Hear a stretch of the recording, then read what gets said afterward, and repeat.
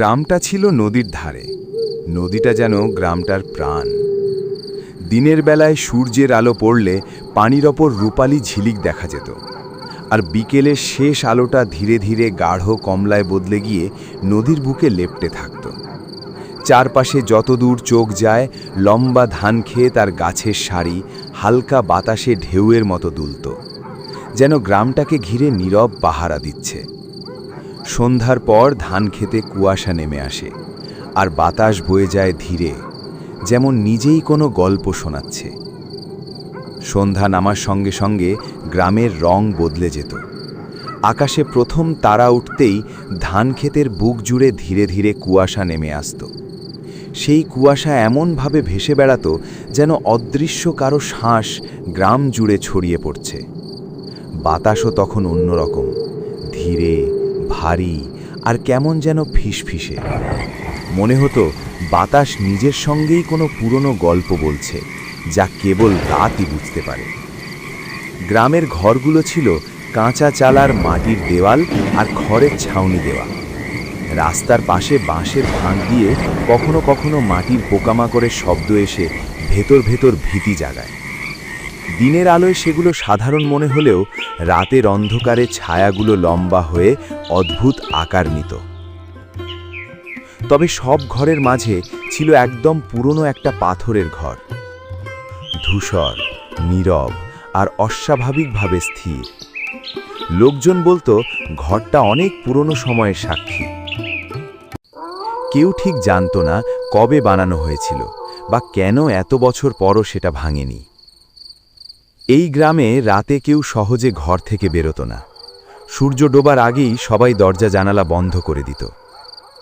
কারণ যারা একবার এই গ্রামের রাত দেখেছে তারা জানে রাতের বেলা গ্রামের মাঝের রাস্তা ফাঁকা আর অস্বাভাবিকভাবে নিস্তব্ধ থাকে। দূরে কোথাও হয়তো কোনো কুকুর হাউমাউ করে ডাকে, কিংবা জঙ্গলের দিক থেকে শিয়ালের দীর্ঘ চিৎকার ভেসে আসে, আর তার মাঝখানে থাকে কেবল বাতাসের হাহাকার, লম্বা, ঠান্ডা আর অদ্ভুতভাবে জীবন্ত। রাত যত গভীর হয় নিস্তব্ধতাও তত ভারী হয়ে ওঠে। তখন মনে হয় পুরো গ্রামটা যেন শ্বাস আটকে অপেক্ষা করছে। কিসের জন্য তা কেউ জানে না, শুধু জানা যায় এই নীরবতার আড়ালে কিছু একটা আছে, যা দিনের আলোয় কখনোই দেখা যায় না। আমি ছোটবেলা থেকেই এই গ্রামে বেড়ে উঠেছি। নদীর ধারে কাদামাটির পথে দৌড়াতে দৌড়াতে ধান ক্ষেতের আইলে বসে আকাশের তারা গুনতে গুনতেই কেটে গেছে আমার শৈশব। এই গ্রামই ছিল আমার পৃথিবী। এর প্রতিটা গাছ, প্রতিটা বাঁশঝাড়, এমনকি ভাঙা রাস্তার প্রতিটা মোড় পর্যন্ত আমার চেনা। দিনের বেলায় সব কিছুই ছিল স্বাভাবিক, পরিচিত, নিরাপদ। কিন্তু সন্ধে নামলেই যেন গ্রামটা বদলে যেত। বাবা মা ছোটবেলা থেকেই সাবধান করতেন, মনে রাখিস গ্রামের কিছু রাস্তা কখনো রাতের বেলা ব্যবহার করা উচিত নয়। বাবা চুপচাপ মাথা নেড়ে সম্মতি দিতেন, কিন্তু তার চোখে তখন অদ্ভুত এক গম্ভীরতা দেখতাম। একবার আমার এক ঘনিষ্ঠ বন্ধু বলেছিল, আমি দেখেছি রাতে ওই সব পথে যাওয়া মানুষ আর কখনো ফিরে আসে না। ওর চোখে তখন এক ভয় ছিল। আমি হেসে উড়িয়ে দিতে চেয়েছিলাম, কিন্তু গলার ভেতর কেমন শুকনো একটা কাঁপন টের পেয়েছিলাম।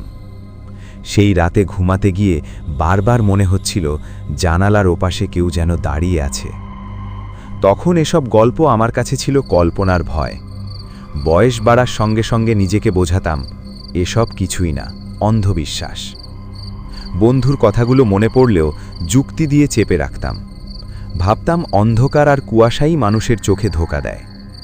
কিন্তু বছরগুলো যখন পেরোলো তখন একের পর এক এমন কিছু ঘটনা ঘটতে শুরু করলো যেগুলোকে আর কেবল গল্প বলে উড়িয়ে দেওয়া গেল না। রাতের বেলা দূরে কারো পায়ের শব্দ শোনা যেত, কিন্তু কাউকে দেখা যেত না। কুয়াশার ভেতর ছায়া নড়তে দেখা যেত, অথচ কাছে গেলে কিছুই থাকতো না। মাঝে মাঝে মনে হতো ঠান্ডা একটা বাতাস কানের পাশে এসে ফিসফিস করে কিছু বলে গেল, কিন্তু শব্দটা কি বোঝা যায় না। ধীরে ধীরে আমি বুঝতে বাধ্য হলাম রাতের কুয়াশার মধ্যে সত্যিই কিছু আছে, যা চোখে দেখা যায় না কিন্তু অদ্ভুতভাবে স্পর্শ করে যায়। রাত ঠিক 12টা। গ্রামের শেষ ঘরটার কেরোসিন বাতিটাও তখন নিভে গেছে। চারিদিকে এমন নিস্তব্ধতা যেন পুরো গ্রাম একসাথে নিঃশ্বাস আটকে আছে। আমি চুপচাপ ধান ক্ষেতের পাশ দিয়ে হাঁটছিলাম। পায়ের নিচে শুকনো মাটির খসখস শব্দ হচ্ছিল, আর মাঝে মাঝে দূরের কোনো অচেনা পাখির ডাকে বুকের ভেতরটা কেঁপে উঠছিল। কেন যে বের হয়েছিলাম এখন আর নিজেও জানি না। হয়তো কৌতূহল, হয়তো অকারণ টান। হঠাৎই একটু দূরে রাস্তার ধারে খোলা মাটির ওপর কিছু একটা পড়ে থাকতে দেখলাম। প্রথমে মনে হলো হয়তো কোনো পুরনো কাপড় কেউ ফেলে রেখে গেছে। গ্রামের লোকজন মাঝে মাঝে এভাবে অপ্রয়োজনীয় জিনিসপত্র ফেলে দেয়।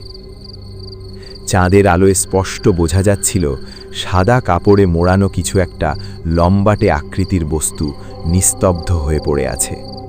আমি থেমে গেলাম, কয়েক সেকেন্ড দাঁড়িয়ে রইলাম। নিজেকে বোঝানোর চেষ্টা করলাম, কিছু না, এগিয়ে যা। কিন্তু পা যেন নিজে থেকেই ধীরে ধীরে সামনে এগোতে লাগল। কাপড়টা শক্ত করে মোড়ানো, আর নিচে যেন মানুষের শরীরের মতো গড়ন। হঠাৎ বুকের ভেতর ধক করে উঠল। মনে হলো এটা কোনো কাপড় নয়, এটা একটা লাশ। গলা শুকিয়ে গেল। চারপাশে তাকালাম, কেউ নেই, কোনো শব্দ নেই, শুধু দূরে ধান ক্ষেতের ওপর দিয়ে বয়ে যাওয়া বাতাসের হালকা শোঁশো শব্দ।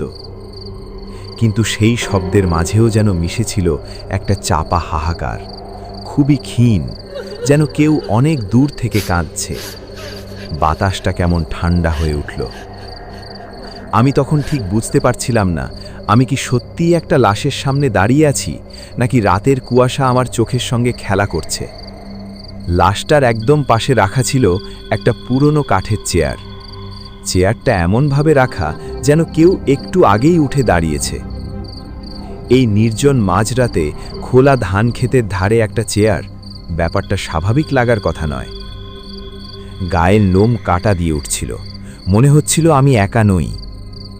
হঠাৎ খুব ক্ষীণ, খুব চাপা একটা শব্দ ভেসে এলো। মনে হলো লাশটার দিক থেকেই আসছে।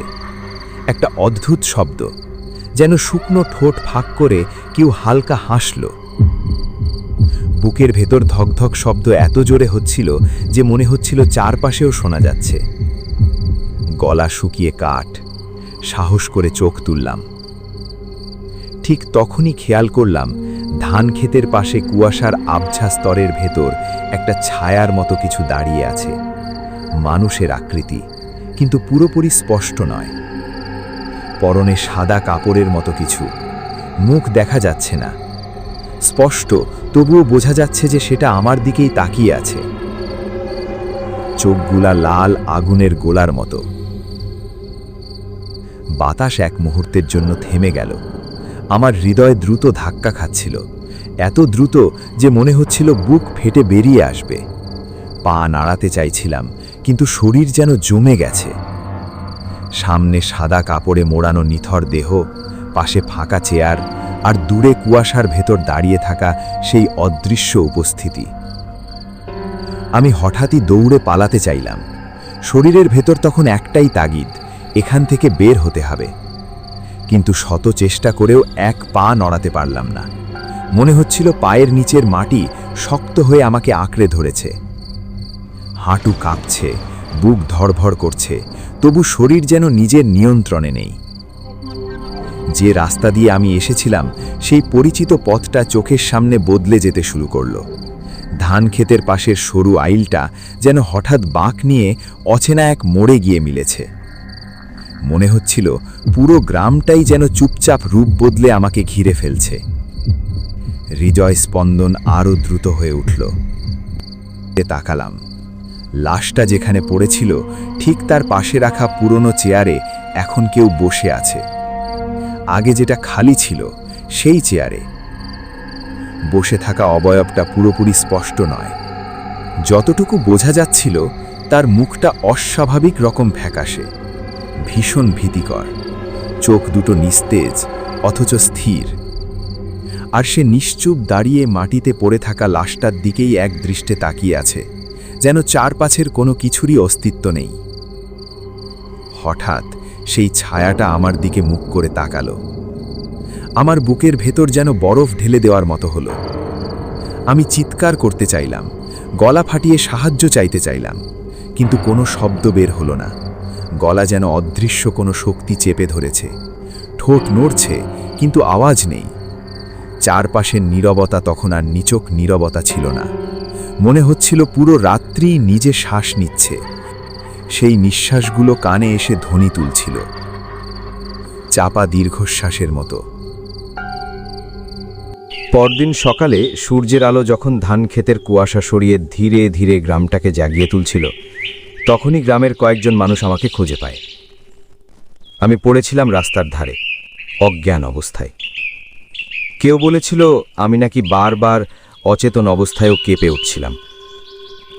কাঁপা গলায় থেমে থেমে আমি আগের রাতের সব কথা বললাম। সাদা কাপড়, খালি চেয়ারে বসা ছায়া, সেই অদ্ভুত হাসির শব্দ।